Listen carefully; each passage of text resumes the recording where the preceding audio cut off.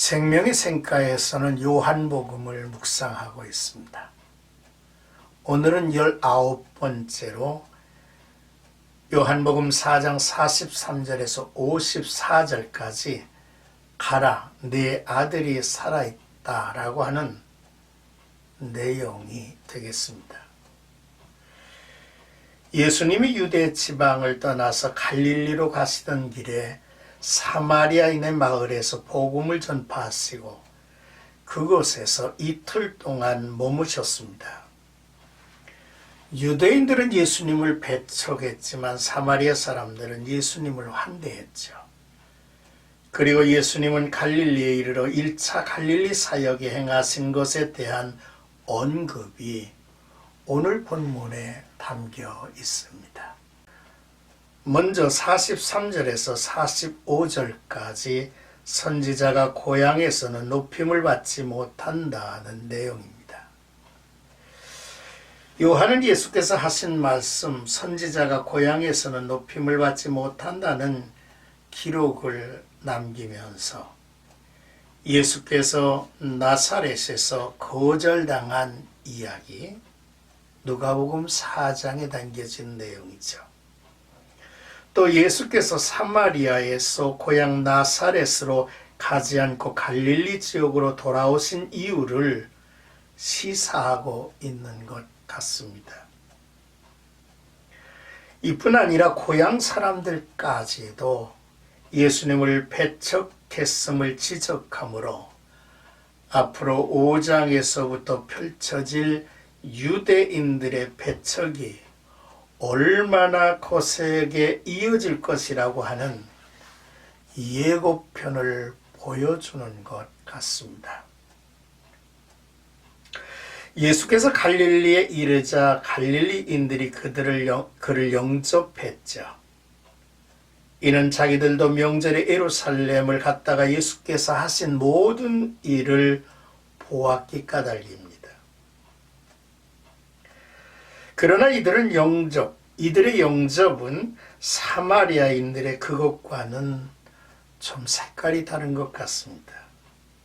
사마리아 사람들이 소유한 믿음은 그들이 어떠한 표적을 보지 않고서도 소유한 것이었다면 갈릴리 사람들의 믿음은 표적을 보고 예수의 권능을 인정한 일시적 현상이라고 하는 말씀이죠.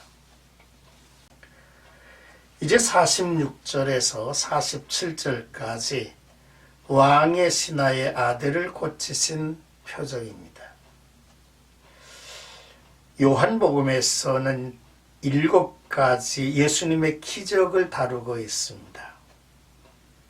예수께서 첫 번째 보여준 기적을 행하셨던 곳이 갈릴리 가나에서였는데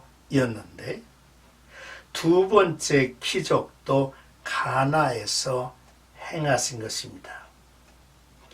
예수님이 갈릴리 가나에 들어가셨을 때에 가버나움에서 온 왕의 신하가 예수님을 맞습니다. 지금 왕의 신하는 권력자가 아니라 죽음의 문턱에 헤매이는 아들을 둔 아버지일 뿐입니다. 그의 권력도 아들의 병을 낫게 하지 못했죠. 그는 무기력하게 아들의 죽음을 그저 바라보고만 있어야 했습니다. 그는 가버나움에서 가나까지 30km가 넘는 거리를 한 걸음에 달려가 예수님께 내 아들을 살려달라고 간청을 한 거죠. 이 사건은 백부장의 종을 고치신 사건과 유사합니다. 환자가 가버나움에 있었고 예수님이 환자를 보지 않고 말씀으로 치료하신 내용이 동일하기 때문이죠.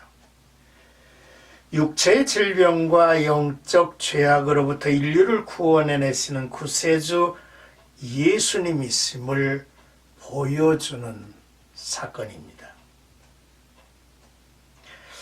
이들의 열정적인 간구, 그리고 하나님의 말씀에 대한 전폭적인 믿음이 참으로 놀랍지 않습니까?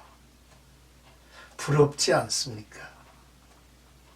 우리에게도 이 같은 믿음이 있기를 예수님께 기도해야만 하겠습니다. 이제 48절의 말씀을 보는데 표적과 기사를 보지 못하면 이라는 주님이 하신 말씀의 내용입니다. 예수께서 이르시되 너희는 표적과 기사를 보지 못하면 도무지 믿지 아니하리라고 지적하셨죠. 표적이란 하나님께서 계시를 통해 자신의 뜻을 밝히시는 것을 의미하죠. 그 표적이 때로는 기적을 통해 나타나기도 합니다. 갈릴리 사람들은 예수님께서 능력을 통해 예수님의 존재를 증명하기를 원했습니다. 그들은 자신들이 믿을 수 있도록 어떤 기적을 보여줄 것을 요구했죠. 예수님께서는 그들의 태도를 비판하십니다. 기적을 볼 뿐 하나님을 경험하지 못하기 때문이죠. 이는 예수님의 말씀을 듣고 예수님을 구주로 영접했던 사마리아 지역의 수가성 사람들과 비교가 되고 있습니다. 끝으로 49절에서 54절까지는 저가 믿음을 가지고 돌아가더라 하는 내용입니다. 예수님은 왕의 신하에게 가라 네 아들이 살아있다고 말씀하셨죠. 그는 예수님의 말씀을 믿고 집으로 돌아갔습니다. 아무것도 보장된 것이 없습니다. 어쩌면 예수님을 억지로라도 모시고 가야 하지 않을까 생각했을는지도 모르죠. 같이 동행하지 않는 예수님을 원망했을지도 모릅니다. 그러나 왕의 신하는 이러한 부정적인 생각을 떨어버리고 말씀을 의지하고 집에 돌아가는 모습을 보여주죠. 그때 주인을 맞으러 오는 종들을 통해서 예수님께서 말씀하신 그날 그 시각에 아들이 치료되었다는 사실, 이 놀라운 사실을 알게 됐죠.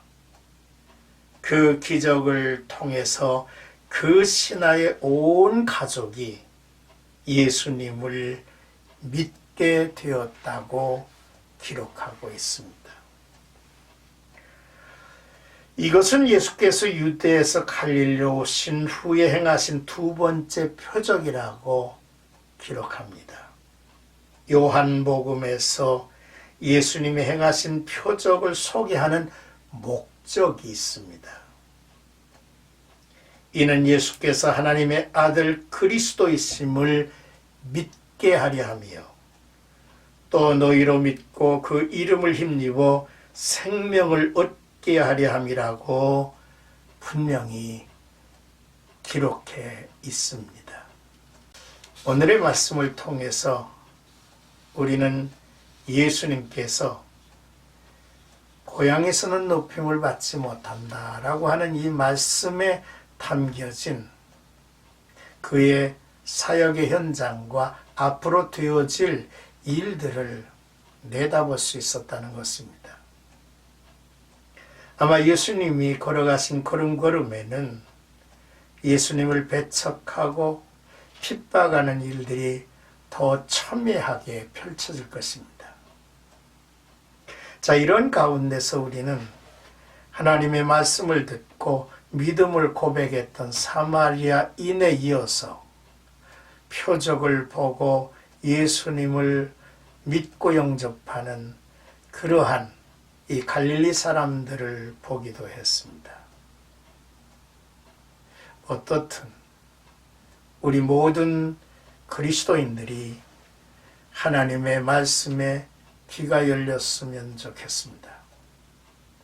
하나님의 말씀에 귀가 열렸을 때에 바로 믿음의 문이 열려지고 하나님의 능력과 기적을 체험할 수 있기 때문이죠. 이러한 은혜가 나와 여러분들 가운데 가득하기를 주님의 이름으로